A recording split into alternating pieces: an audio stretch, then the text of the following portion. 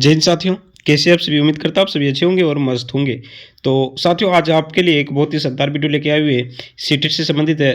तो आज हम लोग सीटीपी के उन सभी महत्वपूर्ण पेडागोजी के प्रश्नों को देखेंगे जो कि एग्जाम के लिए काफ़ी इंपॉर्टेंट है बच्चों। जैसे कि आप लोग को पता है कि पेडागोजी के 15 प्रश्न आप लोग को देखने को मिलता है।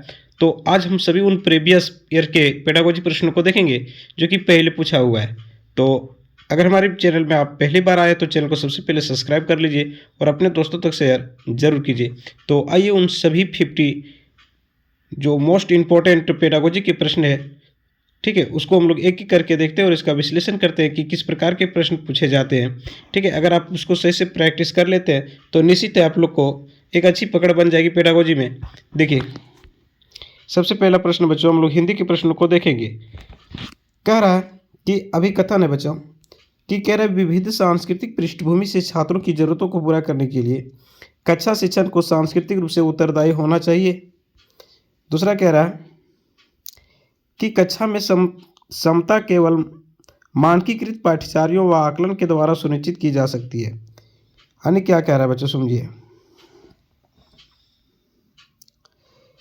कि अभिकथन कह रहा है कि विविध सांस्कृतिक पृष्ठभूमि से छात्रों की जरूरतों को पूरा करने के लिए कक्षा शिक्षण को सांस्कृतिक रूप से उत्तरदायी होनी चाहिए। मतलब बिल्कुल कह रहा है। अब क्यों उत्तरदायी होनी चाहिए, अब यह कारण बता रहा है कि क्यों होनी चाहिए। तो कक्षा में समता केवल मानकीकृत पाठ्यचर्या व आकलन के द्वारा सुनिश्चित की जा सकती है। बिल्कुल गलत। ठीक है, मतलब आपका ये सही हो जाएगा, लेकिन आर जो है इनका एक कारण गलत है। यानी ये सही है, आर गलत है। आपका ऑप्शन नंबर ये यहाँ पे सही हो जाएगा। ठीक है, प्रश्न संख्या 2 देख लेते हैं हम लोग। प्रश्न संख्या 2 में आपसे पूछ लिया है कि कौन सा कथन सही है। ठीक है, आपको यहाँ पे बताना है कि कौन सा कथन है वो सही है और कौन गलत है। समझिए, अधिगम एक निष्क्रिय प्रक्रिया है। देखिए बच्चों, यहाँ कह रहा है एक निष्क्रिय प्रक्रिया, मतलब ये गलत है। ठीक है, अधिगम अर्थ निर्माण की एक सामाजिक प्रक्रिया। बिल्कुल, अधिगम जो है अर्थ निर्माण की एक सामाजिक प्रक्रिया है, इसको रहने देते हैं। अधिगम एक व्यक्तिवादी प्रक्रिया है जो अलगाव में होता है। गलत बात। ठीक है, और ये सही नहीं होगा। ठीक, चौथा प्रश्न आपसे पूछ लिया कि अधिगम केवल कक्षा या औपचारिक शिक्षण विन्यास में होता है। ये भी गलत कर रहा है, यानी कि ऑप्शन नंबर बी आपका यहाँ पे सही हो जाएगा। ठीक है, संख्या 3 देख रहे हैं हम लोग। कह रहा है प्रतिभाशाली बच्चों के संदर्भ में निम्नलिखित में से कौन सा सही है। किसके लिए बात कर रहा है बच्चों, तो प्रतिभाशाली जो बच्चे हैं उसके बारे में बात कर रहा है। ठीक है, कह रहा है प्रतिभाशाली बच्चों के संदर्भ में निम्नलिखित में से कौन सा सही है। पहला कह रहा है कि प्रतिभाशाली छात्र हमेशा खुश, लोकप्रिय और अच्छी तरीके से समायोजित होते हैं। कोई जो आवश्यक नहीं है। प्रतिभाशाली छात्र अन्य छात्रों की तुलना में अपेक्षाकृत उन्नत गति से सीखते। बिल्कुल, यानी जो प्रतिभाशाली होते हैं, जो टैलेंटेड स्टूडेंट होते हैं, वो अन्य जो वीकनेस स्टूडेंट्स होते हैं उनकी तुलना में क्या होता है कि उन्नत गति से सीखते हैं, यानी कि उसके तेज रफ्तार से सीखते हैं। अच्छे तरीके, मतलब कि बहुत ही कम समय में वो अध्ययन कर लेते हैं, यानी सीख जाते हैं। ठीक है, तो आपका ऑप्शन नंबर बी ही आपका यहाँ पे करेक्ट हो जाएगा। ठीक है, ऑप्शन नंबर हम लोग बी के साथ में जाएंगे। ऑप्शन नंबर तीसरा इसका कह रहा था कि प्रतिभाशाली बच्चे सीखने की अक्षमता को जोखिम से मुक्त होते हैं। गलत है। प्रतिभाशाली बच्चे निश्चित रूप से शैक्षणिक, सामाजिक और भावनात्मक सभी क्षेत्रों में उत्कृष्ट प्राप्त करते हैं। ठीक है, अगला प्रश्न आपके पास में कह रहा है निम्नलिखित में से कौन सा एक अच्छी तरह से तैयार किए गए आलोचनात्मक सोच वाले प्रश्न की व्याख्या नहीं है, अथवा विशेषता नहीं है। इनमें सूचना के विश्लेषण और मूल्यांकन की आवश्यकता होती है। बिल्कुल होती है। यह उच्च स्तरीय सोच और समस्या समाधान कौशल को बढ़ावा देता है। बिल्कुल देता है। कह रहा है यह खुला प्रश्न है और कई उत्तरों को प्रस्तुत करने की अनुमति देता है। बिल्कुल देता है। ठीक है, चौथा कह रहा है यह मुख्य रूप से तथ्यात्मक जानकारी पर आधारित होता है। ठीक है, तो आपका यहाँ ऑप्शन नंबर 4 जो है वो बिल्कुल सही हो जाएगा। अगला प्रश्न देख लेते हैं हम लोग। प्रश्न के अगला कह रहा है बच्चों कि कक्षा 5वीं के बच्चों को तैरने और डूबने की अवधारणाओं को पढ़ाने के लिए, यानी कौन से क्लास के बच्चों को पढ़ाना है, तो क्लास 5 के बच्चों को पढ़ाने हैं। क्लास 5वां के बच्चों को तैरने और डूबने की अवधारणाओं को पढ़ाने के लिए संरचनावाद में दृढ़ विश्वास रखने वाले शिक्षकों द्वारा कौन सी शैक्षणिक दृष्टिकोण अपनाया जाएगा। यानी कि कक्षा 5 के बच्चों को पढ़ाना है, तैरने और डूबने की अवधारणा को पढ़ाना है। ठीक है, इनके लिए संरचनावाद की दृढ़ विश्वास रखने वाले शिक्षकों द्वारा कौन सी शैक्षणिक दृष्टिकोण को अपनाया जाएगा। पहला, पावर पॉइंट प्रस्तुतिकरण दिखाना, ये उचित नहीं होगा बच्चों। ठीक है, दूसरा है निर्देशित खोज, तीसरा है व्याख्यान विधि और चौथा है वीडियो दिखाना। ठीक है, तो यहाँ पे हम लोग जो 4 ऑप्शन है, 4 में से जो हमको जो सबसे उपयुक्त लग रहा है वो ऑप्शन नंबर बी होगा। ठीक है, यानी कि दूसरा जो है बच्चों ये सबसे उपयुक्त होगा। ठीक है, अगला प्रश्न कह रहा है कि निम्नलिखित में से अवधारणा के निरूपण का कौन सा क्रम बच्चों की संज्ञानात्मक क्षमताओं के उत्तरोत्तर विकास के अनुसार होता है। ठीक है, यानी कि कौन सी अवधारणा निरूपण का कौन सा क्रम बच्चों की संज्ञानात्मक क्षमताओं के उत्तरोत्तर विकास के अनुसार होता है। पहला कह रहा है संकेत आधारित, फिर क्रिया आधारित, फिर छवि आधारित। बच्चों ये गलत है। संकेत आधारित, फिर छवि आधारित, फिर क्रिया आधारित, ये भी गलत है। सबसे पहले क्या होगा क्रिया आधारित, फिर क्या होगा छवि आधारित, फिर क्या होगा बच्चों संकेत आधारित, यानी कि ऑप्शन नंबर सी यहाँ पे करेक्ट हो जाएगा। बहुत सारे अवसर देने चाहिए, यानी शिक्षकों को बच्चों को प्रयोग करने के लिए बहुत सारे अवसर देने चाहिए और उदाहरणों और गैर उदाहरणों पर चर्चा करनी चाहिए। बिल्कुल यहाँ पे सही कह रहा है। दूसरा कह रहा है बच्चों में गलत धारणाओं से निपटने का एक रचनात्मक तरीका और विपरीत उदाहरण प्रदान करना है। यानी कह रहा है देखिए बच्चों कारण बता रहा है क्यों, तो बच्चों में गलत धारणाओं से निपटने का एक रचनात्मक तरीका विपरीत उदाहरण प्रदान करना चाहिए।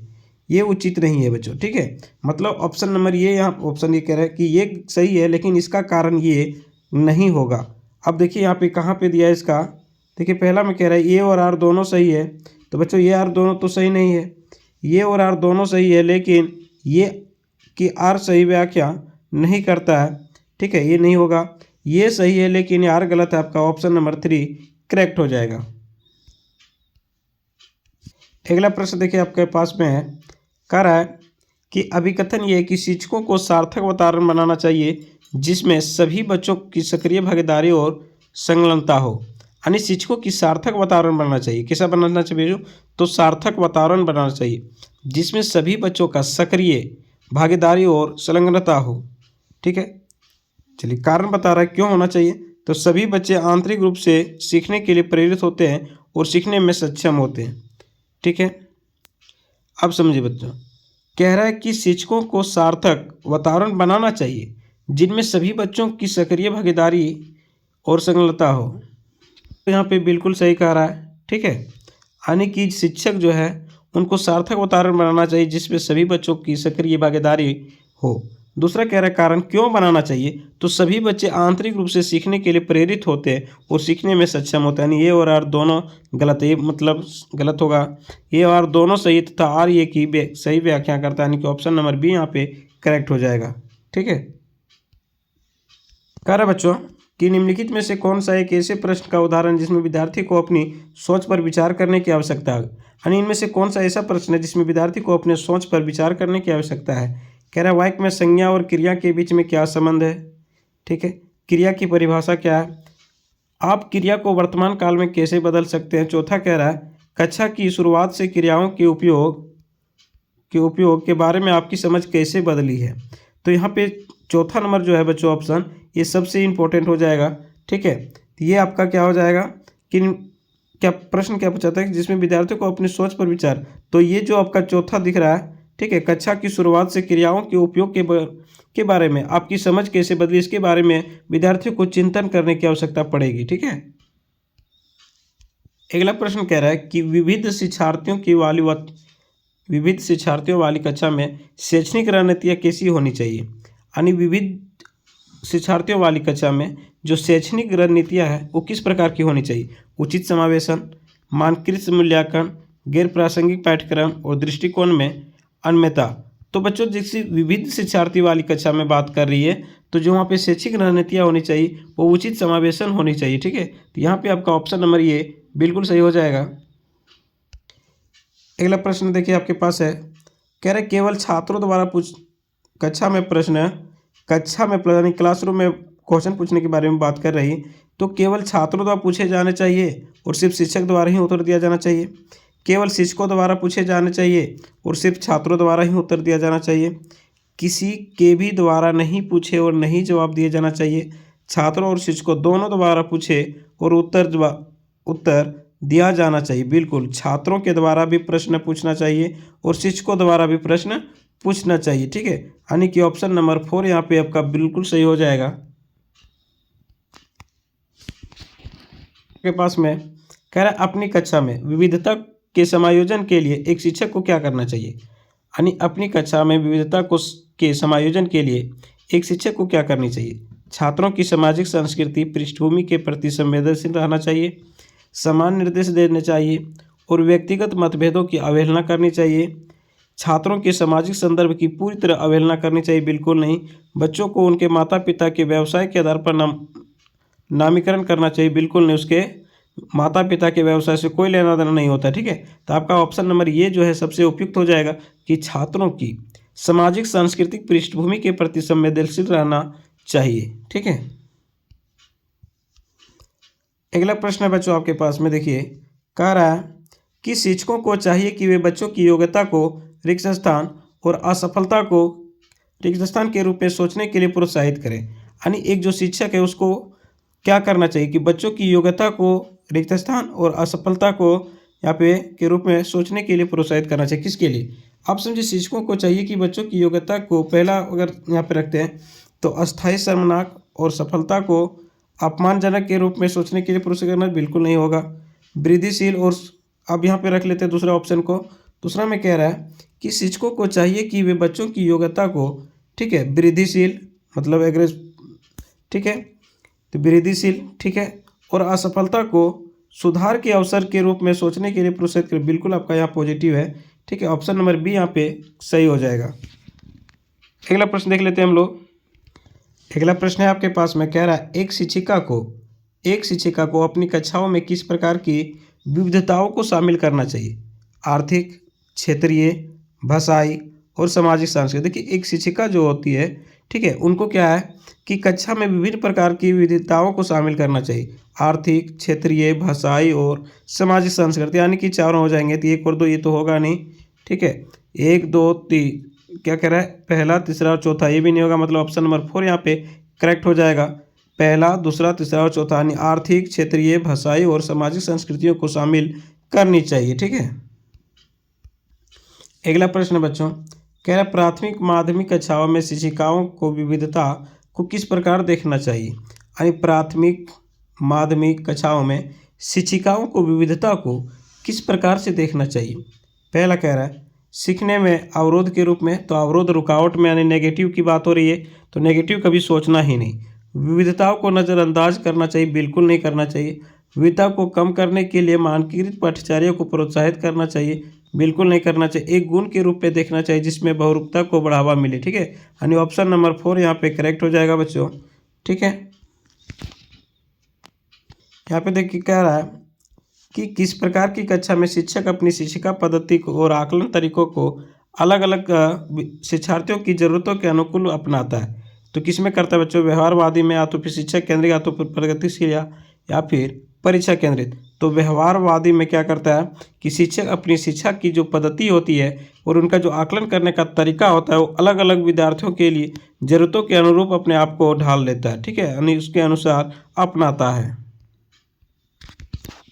अगला प्रश्न है बच्चों, देखिए क्या एक शिक्षिका बहुत से परियोजना कार्य देती है, वह बच्चों को सहयोगात्मक रूप से कार्य करने के लिए प्रोत्साहित करती है। एक कथन है, अब कारण बता रहा, तर्क दे रहा है कि बच्चे अपने सहपाठियों से चर्चा करके बहुत सीख जाते हैं, ठीक है।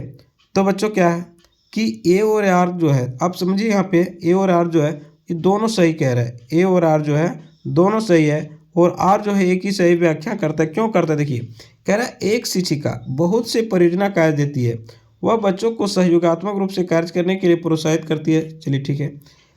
तर्क दे रहा है कि बच्चे अपने सहपाठियों से, यानी कि अपने जो क्लासमेट होते हैं उससे चर्चा करके बहुत कुछ सीख लेते हैं, बिल्कुल सीख लेते हैं, ठीक है। इसलिए ए और आर जो दोनों सही होगा और आर जो है ये की व्याख्या करता है।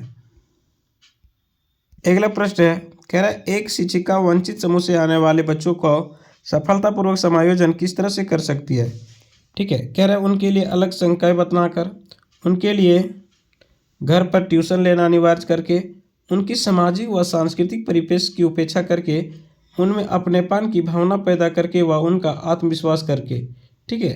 तो यहाँ पे ऑप्शन नंबर 4 जो है बच्चों सबसे उपयुक्त है कि उनमें अपनेपन की भावना पैदा करके व उनका आत्मविश्वास को बढ़ा करके, ठीक है। चलिए तो यहाँ पे ऑप्शन नंबर 4 जो है वो बिल्कुल सही हो जाएगा।